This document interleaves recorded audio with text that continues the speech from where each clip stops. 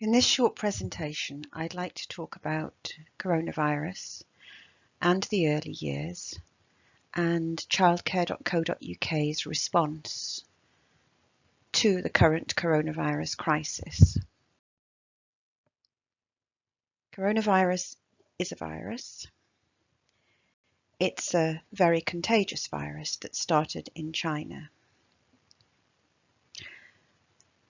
The UK has been in lockdown since March the 23rd, which means that early years providers have either been open and waiting for business, closed until the government tells us it's safer, or open and working with children of key workers.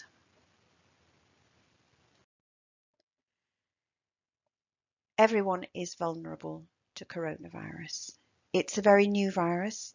The scientists are still studying who is most vulnerable, who is most likely to die, who is most likely to need support through the NHS. And it's interesting that the UK's response to coronavirus has always been protect the NHS before saving lives.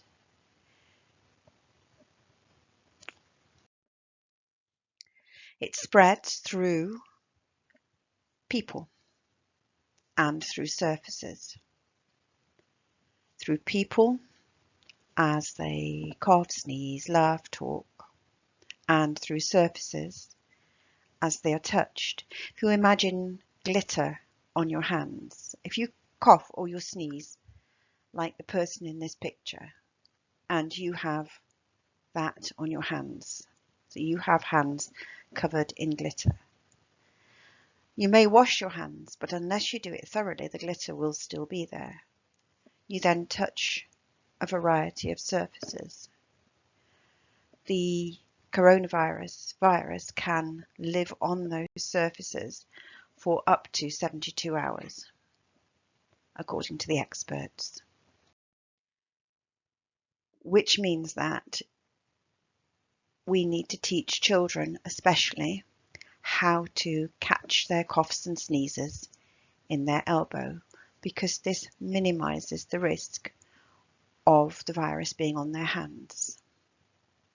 And I know settings who are doing this in really lovely ways, making up songs, pretending to be an elephant.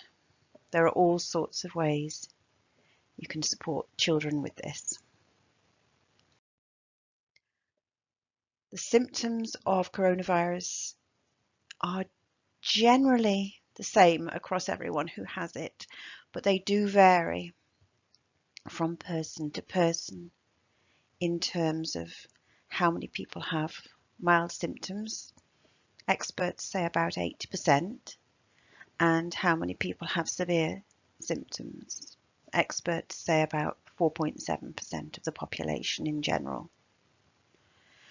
The symptoms develop gradually, but according to the medical people at Public Health England, the two symptoms we are most likely to see in an early years setting are a new persistent dry cough and the raised temperature.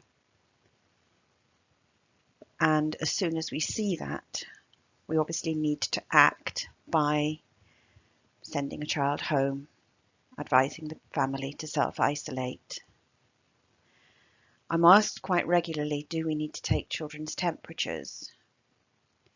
And the answer is it's completely up to you and your response to this crisis. There are practitioners out there working at the moment, taking children's temperatures multiple times during the day. We do have to consider the impact of that on children's well-being. We also have to remember that the temperature may not be the first symptom, and some children who are asymptomatic will be spreading the virus and will not have a temperature.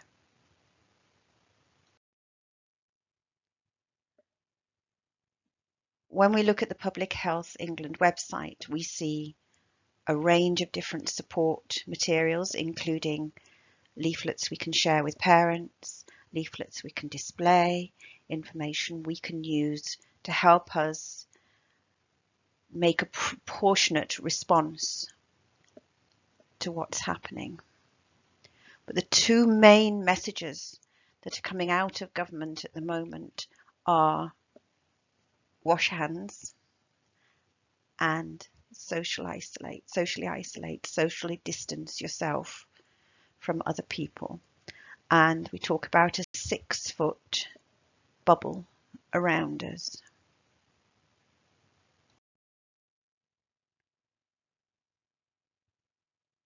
For example, on your driveway, you might want to put 6-foot distanced crosses when your parents are collecting or dropping off their children to encourage them to social distance.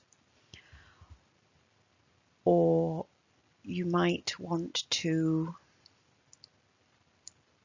put a sign up on your door reminding parents to social distance. You could also, for example, stagger arrival and departure times to minimise the risk of the virus transmitting to you and between your families.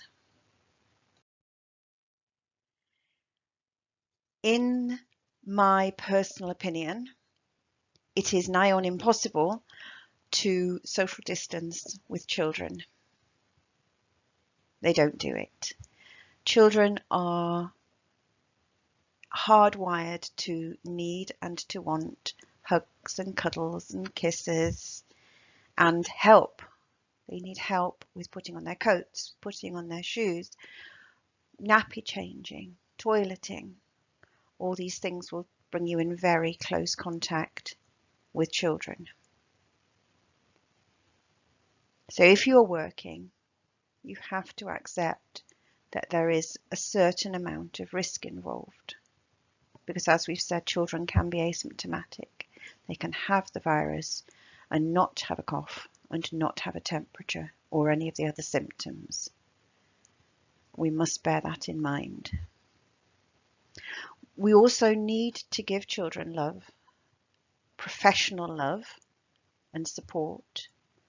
Personal, social and emotional development is very important, and especially at this time when they're hearing stories on the news, they're seeing their parents anxious, they're out on outings, their daily walk, they're seeing people in masks. All those sorts of things can be scary for them.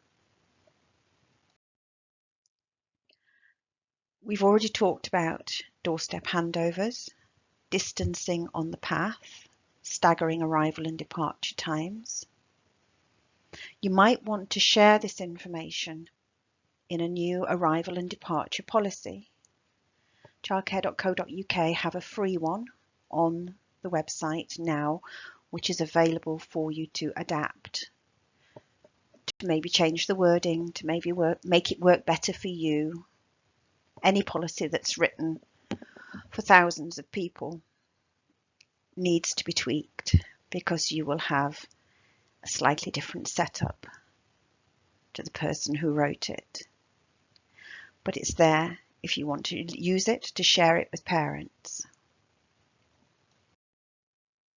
You should also be sharing your hand washing routine with parents so they can practice with their child at home. Whatever hand washing technique you use, whether it's singing happy birthday to you twice or our song, which is wash, wash, wash your hands, wash the germs away. Wash, wash, wash your hands, make them clean today. And we do our palms and the backs, rubbing in between the fingers, and we rub in between the thumbs. And then we start again and we do it a second time. Make sure you have plenty of single-use towels or single-use flannels. If you use flannels, you want to be washing them at a high temperature, 60 degrees, before they're dried and then put back for the next day. If you have 4 children and you're washing your hands more frequently, 4 children, 2 staff maybe, then you might be looking at 50, 60 towels a day. So you need to be thinking about how you can manage that. Once hands are dry, you might want to give children a blob of cream so they can rub it gently and mindfully into their hands. We sit in a circle, we put our cream on, and we do it as a form of calming. Deep breath. Stroke the cream in gently, gently. The ongoing medication forms on childcare.co.uk have been updated to include reference to putting on regular hand cream to protect the children's hands. Because of course, if we're washing more regularly, our hands are drying out. Within the setting, there are a number of control measures you can take to help keep yourself and the children as safe as possible.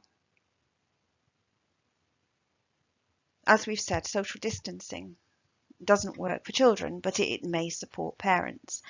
And childcare.co.uk have released information on social distancing measures that you might take. But when we're talking about children, we're thinking about those hand washing techniques we've just discussed. Making sure children's cups have names or photos on them maybe, so they're not picking up the wrong ones. Teaching children how to sneeze into their elbows and where to put where to put their tissue in their lidded bin. But then of course we need to think about how we're cleaning that bin, because it will need sterilising, spraying before it's replaced, and emptying regularly through the day. I know some colleagues put plastic bags inside lidded bins, but then you have to ask, is that safe if you have younger children? Because they could take the plastic bag out and hurt themselves. So there are all sorts of risk assessments you need to be doing. The Early Years Foundation stage in England does not require written risk assessments, but you will want them in your head and you'll want to be constantly updating them. Childcare.co.uk have commissioned a coronavirus risk assessment webinar, which will be presented free in May. It will be available after the presentation date for childcare.co.uk Gold members. There will also be some written guidance to go alongside it. And when you're thinking about hand contact points, as I've mentioned here, you want to be spraying regularly. Check your spray, see how long it needs to be left on surfaces. Some sprays you can spray and wipe, some sprays you need to leave to dry, to air dry. So double check that. When we're thinking about welcoming children, and we've talked about doorstep handovers, and we've talked about parents waiting on the drive, we also need to be asking parents, is your family healthy? Are you all healthy? Is anyone showing symptoms? And we need to be doing that regularly to keep ourselves, our families, and the other children in the setting safe. But we need to be thinking about the families. If we know that they've had 20 people over for a barbecue at the weekend for May Day, we need to be asking, are those families keeping themselves safe? Are they keeping us safe? We need to think, how many settings do children attend? If they are with us and they go to a nursery or a school and they go to granny's while mum and dad go shopping at the weekend, and they go to their aunt's house in the evenings because parents have second jobs, or whatever it is they do, we need to be thinking about the risk to us and our families and the other children again if children are not being kept safe. And of course, if a child falls ill at any time during the day, they must be sent home. Childcare.co.uk has updated the illness and infection control procedures, which are available free on the website, to support you with this, so you can share this information with parents so they know your procedures.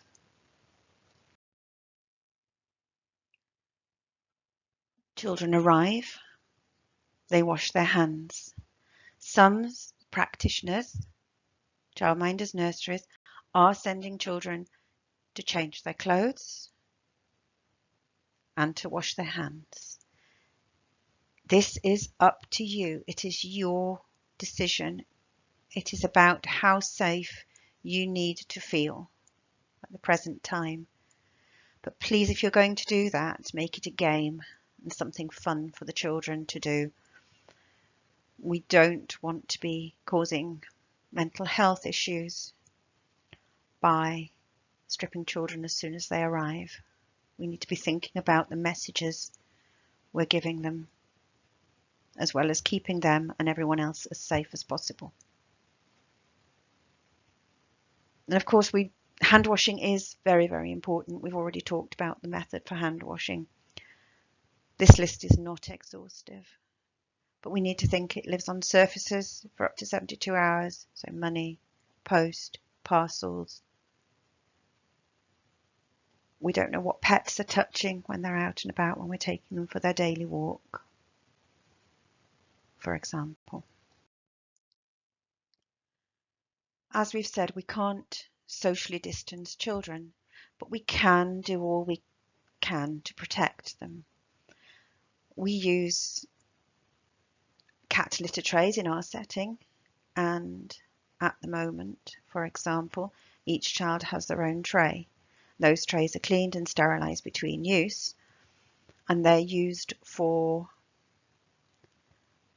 when they're doing messy play, so we can still provide sand, we can still make Play-Doh, everything like that, but we just will ensure that each child has an individual tray. And we can line those trays with baking parchment, which is washable after use, if they want to prepare their own snacks. So they can still cut their sandwiches, they can still butter their toast, but they're doing it in their own area. Obviously, we want to teach children to share, to take turns, but we need to do that in a safe and responsible way.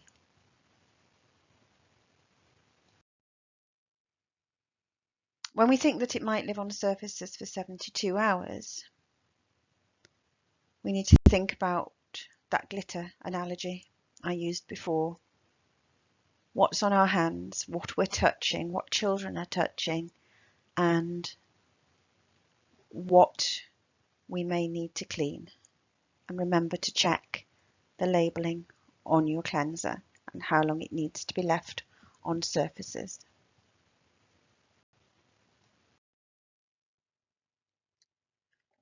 Quarantining in a home environment for childminders can be a little tricky. We don't automatically have the space. But if you do, think about where in your setting you can safely pop a poorly child while they're waiting for their parents if they're showing any symptoms. Cozy corner, for example. Send them home as quickly as possible. You might want to update your emergency procedures and share those with parents. You might want to ensure parents have updated the emergency contact form. So if they're not immediately available, then you have a number for someone else to contact.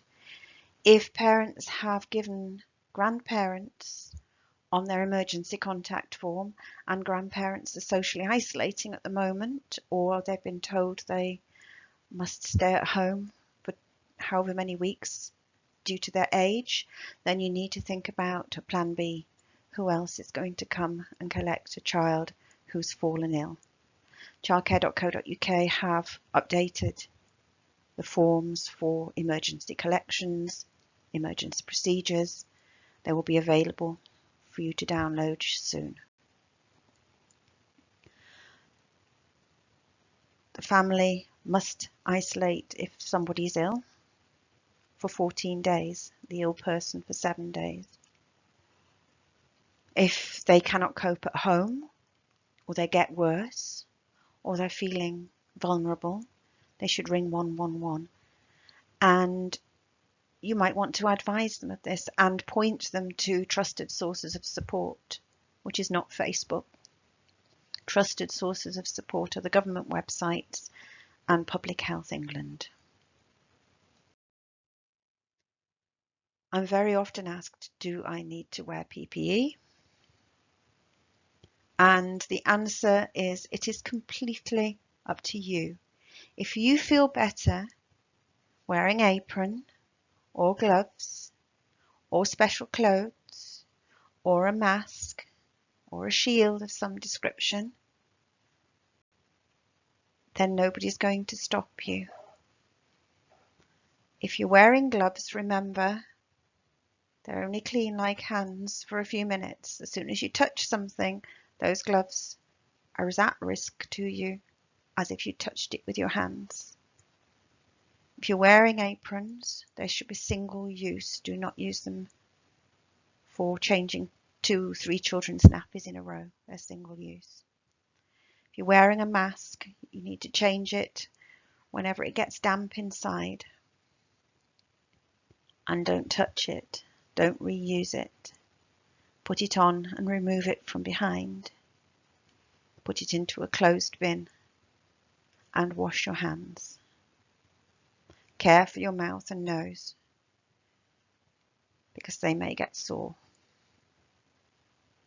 The government is currently saying, we're on the 2nd of May 2020 as I'm recording this, that masks are only needed for frontline care.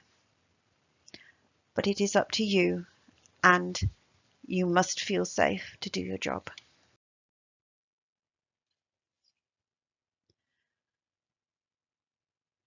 Before we start thinking about restarting businesses, if you've been closed down, Childcare.co.uk want to support you with a package of information, including how to film a virtual show round and how to ask parents to complete documentation while considering social distancing. For example, you don't want to say, come on in, yep, have a look around, here's your paperwork, sit yourself down, I'll make you a cup of tea. You can't do that if you don't know the family and you don't know who they've been talking to and you don't know the risk factor that they're going to be bringing into your home. You will want to do it at a distance. You will want to be supportive and friendly. You will want to show them your house or your setting and your garden and your certificates, but you need to do that in a safe way. You'll also maybe want to look at your paperwork and make sure there's nothing duplicated and think about how you're going to send it to parents. Maybe you'll use the postal service, but we know that's very delayed at the moment. Maybe you'll use email if parents have printing facilities. Maybe you will drop it off if you're going on one of your walk of the day. There will be ways to get around things. We will need to think creatively. And childcare.co.uk will be there to help you with webinars and with guides. And if you need anything, just ask. We need to support ourselves and our own well-being. And we've talked about how we might do that with children, focusing on PSED, and with parents, offering them support at home. We need to think about ourselves as well and make sure we are healthy. We're sleeping, we're exercising, we're staying at home, so we're not taking children out and about. We are keeping them in the house and the garden. We're talking to parents about who's in charge of their hour or their walk of the day and how that's being done. We might go to collect some leaves, for example. That will be part of our once a day socially distanced outing. But we need to look after ourselves first and foremost. Because if we're not well, everything comes crashing down around us.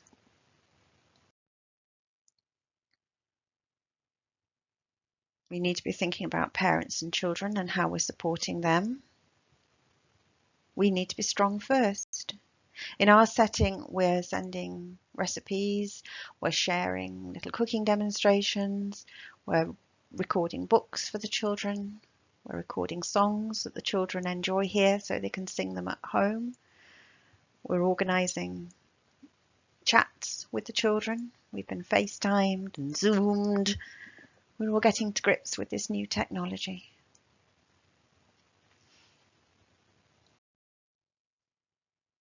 There will be a new coronavirus risk assessment webinar in May to support everyone, and documentation to follow. And there will be a full package of support for practitioners. There will be staff support packages, including supervision forms for when they return to work, and new suitability declaration forms for when they return to work. There will be business support from Childcare.co.uk for getting back on your feet again, for when the world restarts, with an aim of answering all your questions. And of course, there's the frequently answered questions page, which is regularly updated. And Childcare.co.uk are speaking to other agencies to support you as well. For example, when we learned that there were issues with contracts and providers requiring parents to pay, they immediately looked into that and put up a web page to support everyone, which was put up immediately and then updated the next day with further information, and will be regularly reviewed. They're also speaking to moneysavingexpert.com to get latest support, latest advice for everyone. So do keep an eye on the page because it will be updated regularly. And if you have any questions or you need any support, the Independent Childminders Facebook page is available for all childminders who are independent of agencies. The Childminding Forum is available for all childminders. The Nanny Chat group is available for nannies. The Nursery Chat group is available for nursery practitioners, managers, owners, staff who want to reach out to colleagues and ask for further support. And if we can help in any way at all, please ask. Thank you.